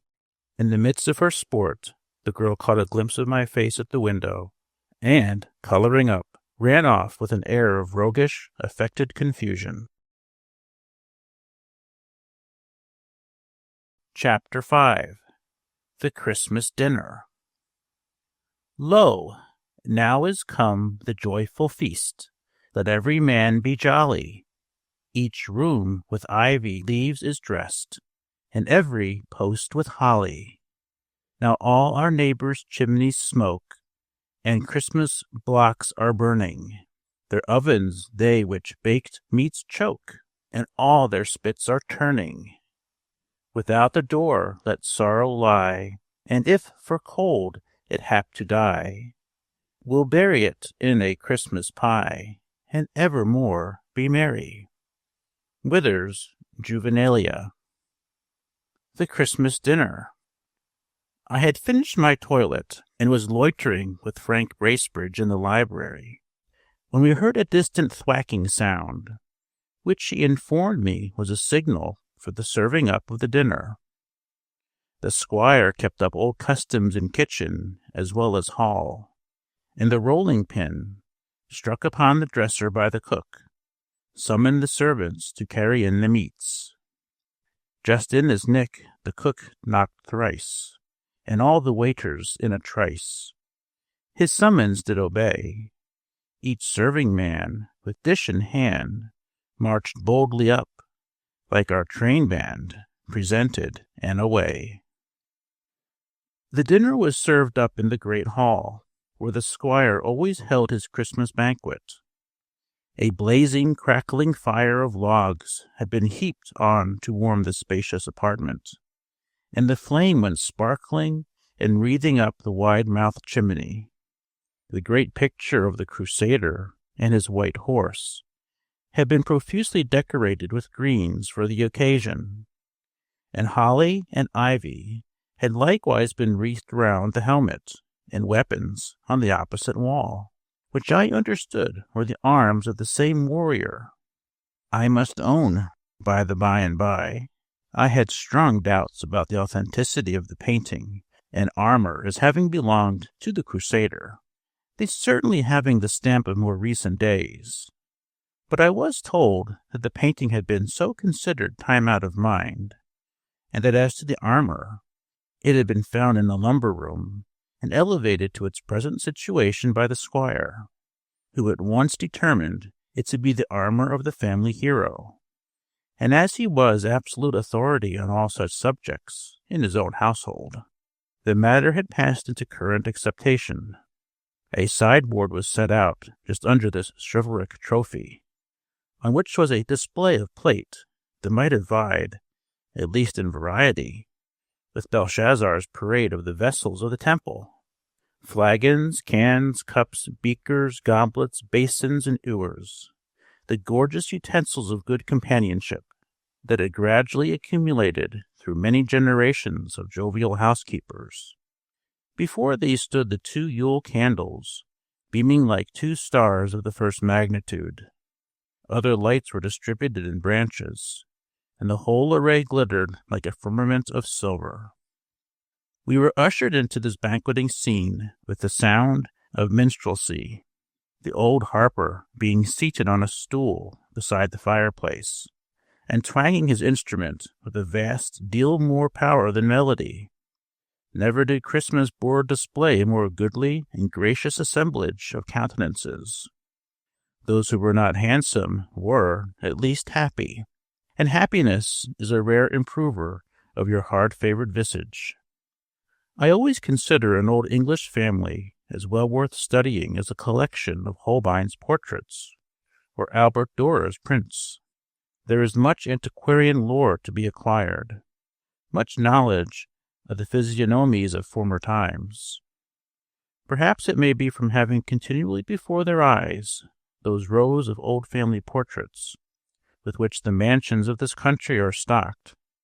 Certain it is that the quaint features of antiquity are often most faithfully perpetuated in these ancient lines, and I have traced an old family nose through a whole picture gallery, legitimately handed down from generation to generation, almost from the time of the Conquest.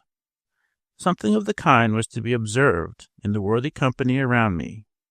Many of their faces had evidently originated in a Gothic age, and been merely copied by succeeding generations, and there was one little girl in particular of staid demeanor, with a high Roman nose, and an antique vinegar aspect, who was a great favorite of the squire's, being, as he said, a Bracebridge all over, and the very counterpart of one of his ancestors who figured in the court of Henry VIII. The parson said grace, which was not a short familiar one, such as is commonly addressed to the deity in these unceremonious days, but a long, courtly, well-worded one of the ancient school. There was now a pause, as if something was expected, when suddenly the butler entered the hall with some degree of bustle. He was attended by a servant on each side with a large wax light, and bore a silver dish, on which was an enormous pig's head decorated with rosemary, with a lemon in its mouth, which was placed with great formality at the head of the table. The moment this pageant made its appearance, the harper struck up a flourish, at the conclusion of which the young Oxonian, on receiving a hint from the squire, gave, with an air of the most comic gravity, an old carol, the first verse of which was as follows: Caput epri defero, redens laudes domino, the boar's head in hand bring I, with garlands gay and rosemary. I pray you all sing merrily, qui estis en convivio. Though prepared to witness many of these little eccentricities, from being apprised of the peculiar hobby of mine host, yet I confess the parade with which so odd a dish was introduced somewhat perplexed me, until I gathered from the conversation of the squire and the parson that it was meant to represent the bringing in of the boar's head, a dish formerly served up with much ceremony, and the sound of minstrelsy and song at great tables on Christmas Day. I like the old custom, said the squire, not merely because it is stately and pleasing in itself, but because it was observed at the College of Oxford, at which I was educated.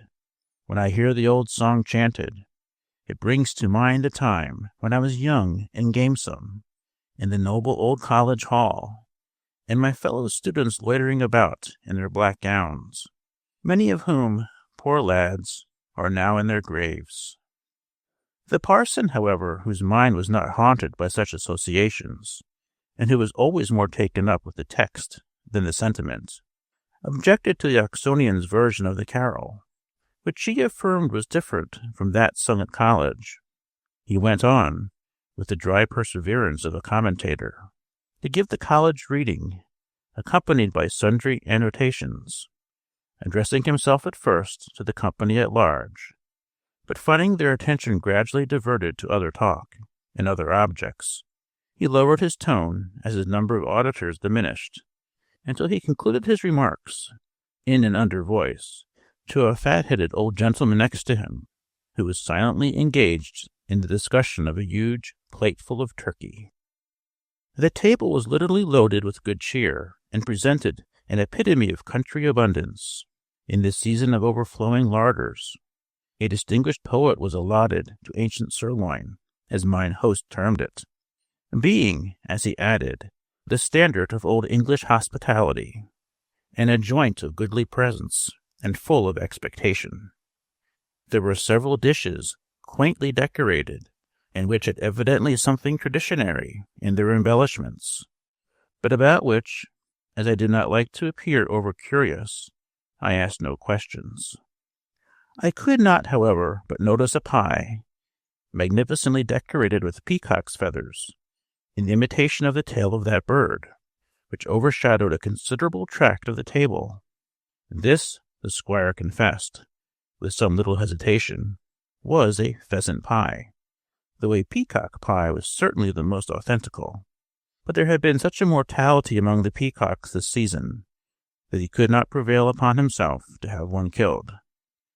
It would be tedious, perhaps, to my wiser readers, who may not have that foolish fondness for odd and obsolete things to which I am a little given, were I to mention the other makeshifts of this worthy old humorist, by which he was endeavoring to follow up, though at humble distance, the quaint customs of antiquity.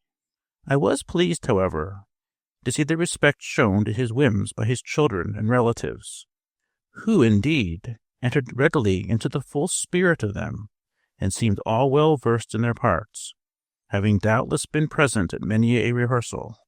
I was amused, too, at the air of profound gravity with which the butler and other servants executed the duties assigned them, however eccentric.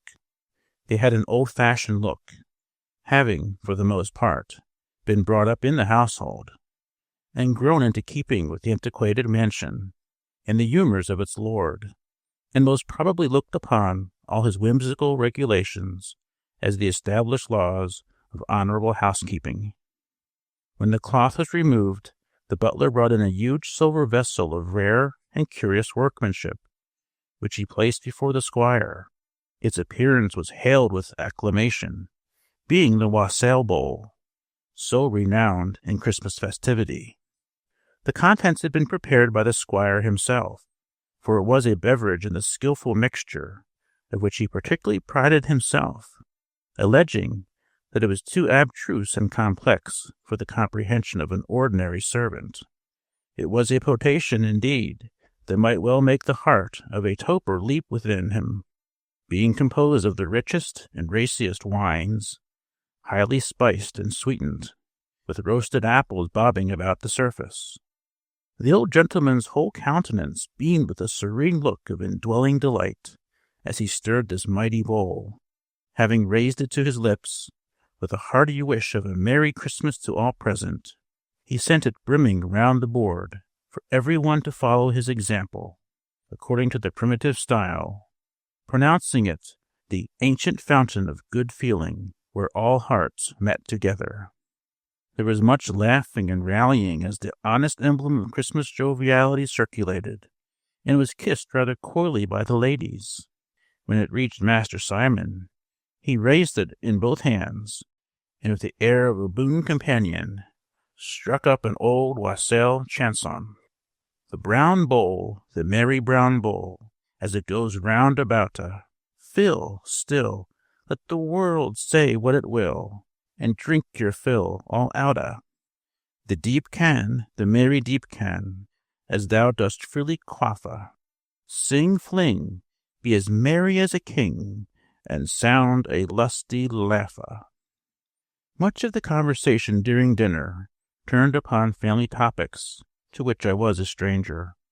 There was, however, a great deal of rallying of Master Simon about some gay widow with whom he was accused of having a flirtation.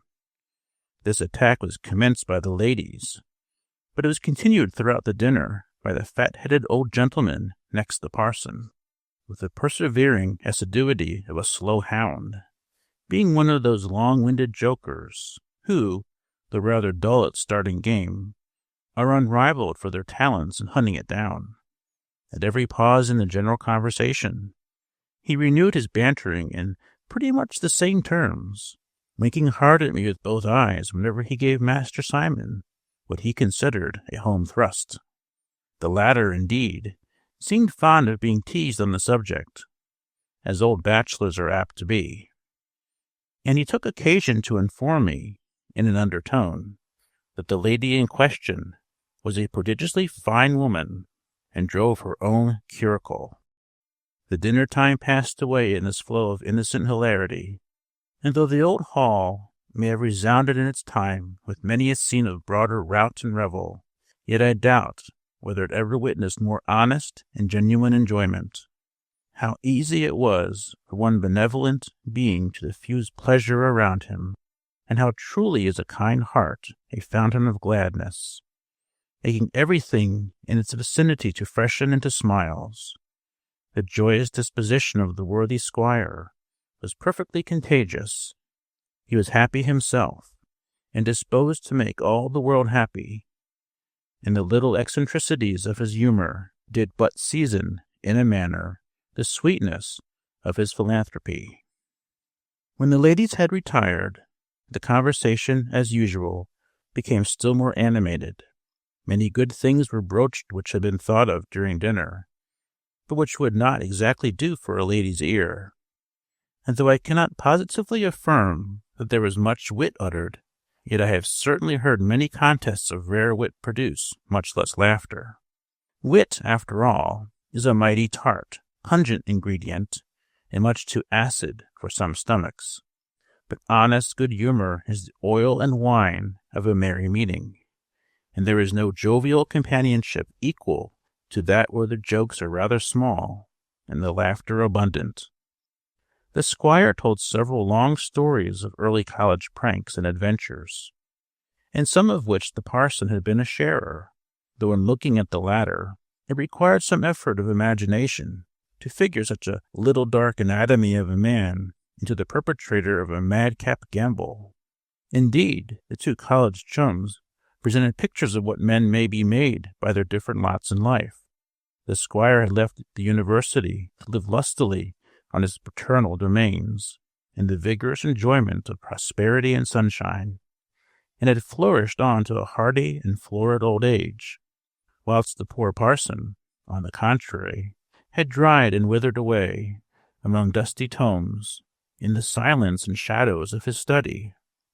Still there seemed to be a spark of almost extinguished fire, feebly glimmering in the bottom of his soul, and as the squire hinted at a sly story of the parson and a pretty milkmaid whom they once met on the banks of the Isis, the old gentleman made an alphabet of faces, which, as far as I could decipher his physiognomy, I verily believe was indicative of laughter. Indeed, I have rarely met with an old gentleman who took absolute offense at the imputed gallantries of his youth. I found the tide of wine and wassail fast gaining on the dry land of sober judgment. The company grew merrier and louder as their jokes grew duller. Master Simon was as chirping a humor as a grasshopper filled with dew. His old songs grew of a warmer complexion, and he began to talk maudlin about the widow. He even gave a long song about the wooing of a widow, which he informed me he had gathered from an excellent black-letter work entitled Cupid's Solicitor for Love, containing store of good advice for bachelors, and which he promised to lend me. The first verse was to this effect: He that will woo a widow must not dally. He must make hay while the sun doth shine. He must not stand with her, shall I, but boldly say, Widow, thou must be mine. This song inspired the fat-headed old gentleman, who made several attempts to tell a rather broad story out of Joe Miller that was pat to the purpose, but he always stuck in the middle, everybody recollecting the latter part excepting himself. The parson, too, began to show the effects of good cheer, having gradually settled down into a doze, and his wig sitting most suspiciously on one side. Just at this juncture we were summoned to the drawing-room, and I suspect, at the private instigation of mine host, whose joviality seemed always tempered with a proper love of decorum. After the dinner table was removed, the hall was given up to the younger members of the family, who, prompted to all kind of noisy mirth by the Oxonian and Master Simon, made its old walls ring with their merriment as they played at romping games. I delight in witnessing the gambols of children, and particularly at this happy holiday season, and could not help stealing out of the drawing-room on hearing one of their peals of laughter. I found them at the game of blind man's buff. Master Simon, who was the leader of the revels, and seemed on all occasions to fulfill the office of that ancient potentate, the lord of misrule, was blinded in the midst of the hall. The little beings were as busy about him as the mock fairies about Falstaff, pinching him, plucking at his skirts of his coat, and tickling him with straws.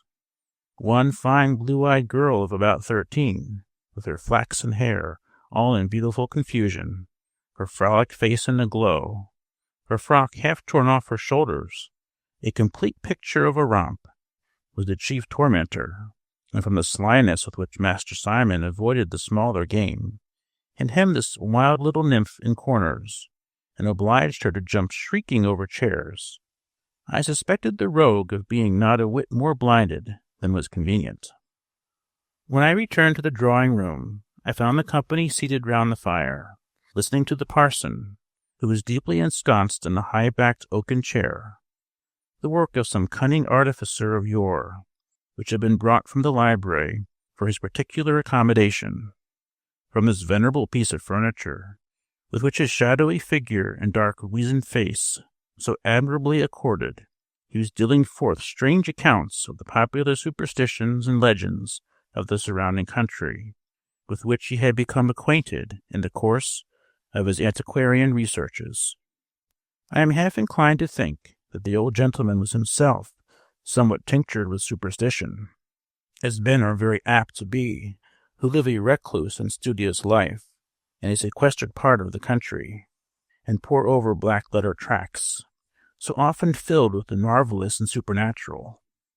He gave us several anecdotes of the fancies of the neighboring peasantry concerning the effigy of the Crusader which lay on the tomb by the church altar. As it was the only monument of the kind in that part of the country, it had always been regarded with feelings of superstition by the good wives of the village. It was said to get up from the tomb and walk the rounds of the churchyard in stormy nights, particularly when it thundered, and one old woman, whose cottage bordered on the churchyard, had seen it through the windows of the church when the moon shone, slowly pacing up and down the aisles. It was the belief that some wrong had been left unredressed by the deceased, or some treasure hidden, which kept the spirit in a state of trouble and restlessness. Some talked of gold and jewels buried in the tomb, over which the spectre kept watch, and there was a story current of a sexton in old times, who endeavored to break his way to the coffin at night, but just as he reached it, received a violent blow from the marble hand of the effigy, which stretched him senseless on the pavement. These tales were often laughed at by some of the sturdier among the rustics, yet when night came on, there were many of the stoutest unbelievers that were shy of venturing alone in the footpath that led across the churchyard. From these and other anecdotes that followed, the Crusader appeared to be the favorite hero of ghost stories throughout the vicinity. His picture, which hung up in the hall, was thought by the servants to have something supernatural about it, for they remarked that, in whatever part of the hall you went, the eyes of the warrior were still fixed on you. The old porter's wife, too, at the lodge, who had been born and brought up in the family, and was a great gossip among the maidservants, affirmed that in her young days she had often heard say that on Midsummer's Eve, when it was well known all kinds of ghosts, goblins, and fairies became visible and walk abroad, the Crusader used to mount his horse, come down from his picture, ride about the house, down the avenue, and so to the church to visit the tomb, on which occasion the church door most civilly swung open of itself. Not that he needed it, for he rode through closed gates and even stone walls, and had been seen by one of the dairymaids to pass between two bars of the great park gate, making himself as thin as a sheet of paper. All these superstitions, I found, had been very much countenanced by the squire, who, though not superstitious himself, was very fond of seeing others so. He listened to every goblin tale of the neighboring gossips with infinite gravity, and held the porter's wife in high favor on account of her talent for the marvelous. He was himself a great reader of old legends and romances, and often lamented that he could not believe in them, for a superstitious person, he thought, must live in a kind of fairyland. Whilst we were all attention to the parson's stories, our ears were suddenly assailed by a burst of heterogeneous sounds from the hall, in which was mingled something like the clang of rude minstrelsy, with the uproar of many small voices and girlish laughter. The door suddenly flew open, and a train came trooping into the room that might almost have been mistaken for the breaking up of the court of fairy. That indefatigable spirit, Master Simon, in the faithful discharge of his duties as Lord of Misrule, had conceived the idea of a Christmas rummery, or masking, and having called in to his assistance the Oxonian and the young officer, who were equally ripe for anything that should occasion romping and merriment, they had carried it into instant effect. The old housekeeper had been consulted, the antique clothes presses and wardrobes rummaged and made to yield up the relics of finery that had not seen the light for several generations. The younger part of the company had been privately convened from the parlor and hall, and the whole had been bedizened out into a burlesque imitation of an antique mask. Master Simon led the van as Ancient Christmas, quaintly apparelled in a ruff, a short cloak, which had very much the aspect of one of the old housekeeper's petticoats, and a hat that might have served for a village steeple, and must indubitably have figured in the days of the Covenanters. From under this his nose carved boldly forth, flushed with a frostbitten bloom that seemed the very trophy of a December blast. He was accompanied by the blue-eyed romp, dished up as Dame Mince Pie, in the venerable magnificence of faded brocade, long stomacher, peaked hat, and high-heeled shoes. The young officer appeared as Robin Hood, in a sporting dress of Kendal green, and a foraging cap with a gold tassel. The costume, to be sure, did not bear testimony to deep research, and there was an evident eye to the picturesque, natural to a young gallant in the presence of his mistress. The fair Julia hung on his arm in a pretty rustic dress as Maid Marian. The rest of the train had been metamorphosed in various ways. The girls trussed up in the finery of the ancient belles of the Bracebridge line, and the striplings bewhiskered with burnt cork, and gravely clad in broad skirts, hanging sleeves, and full-bottomed wigs, to represent the characters of roast beef, plum pudding, and other worthies celebrated in ancient maskings.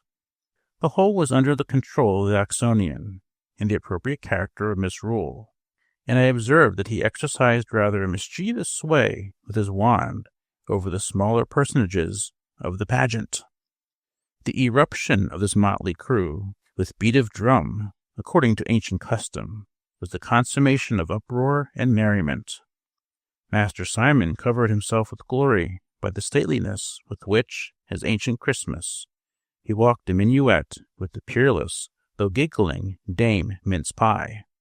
It was followed by a dance of all the characters, which, from its medley of costumes, seemed as though the old family portraits had skipped down from their frames to join in the sport. Different centuries were figuring across hands and right and left. The Dark Ages were cutting pirouettes and rigadoons, and the days of Queen Bess jiggling merrily down the middle through a line of succeeding generations. The worthy squire contemplated these fantastic sports, in this resurrection of his old wardrobe, with the simple relish of childish delight. He stood chuckling and rubbing his hands, and scarcely hearing a word the parson said, notwithstanding that the latter was discoursing most authentically on the ancient and stately dance at the paon, or peacock, from which he conceived the minuet to be derived. For my part, I was in a continual excitement from the varied scenes of whim and innocent gaiety passing before me. It was inspiring to see wild-eyed frolic and warm-hearted hospitality breaking out, from among the chills and glooms of winter, and old age throwing off his apathy and catching once more the freshness of youthful enjoyment. I felt also an interest in the scene, from the consideration that these fleeting customs were posting fast into oblivion, and that this was, perhaps, the only family in England in which the whole of them were still punctiliously observed. There was a quaintness, too, mingled with all this revelry, that gave it a peculiar zest. It was suited to the time and place, and as the old manor house almost reeled with mirth and wassail, it seemed echoing back the joviality of long-departed years. But enough of Christmas and its gambols. It is time for me to pause in this garrulity. Methinks I hear the questions asked by my graver readers. To what purpose is all this? How is the world to be made wiser by this talk? Alas, is there not wisdom enough extant for the instruction of the world? And if not, are there not thousands of abler pens laboring for its improvement? It is so much pleasanter to please than to instruct, to play the companion rather than the preceptor. What, after all, is the mite of wisdom that I could throw into the mass of knowledge? Or how am I sure that my sagest deductions may be safe guides for the opinions of others? But in writing to amuse, if I fail, the only evil is my own disappointment. If, however, I can by any lucky chance, in these days of evil, rub out one wrinkle from the brow of care, or beguile the heavy heart of one moment of sorrow, if I can now and then penetrate through the gathering film of misanthropy, prompt a benevolent view of human nature, and make my reader more in good humor with his fellow beings and himself, surely I shall not then have written entirely in vain. End of Old Christmas, from the Sketchbook of Washington Irving, by Washington Irving.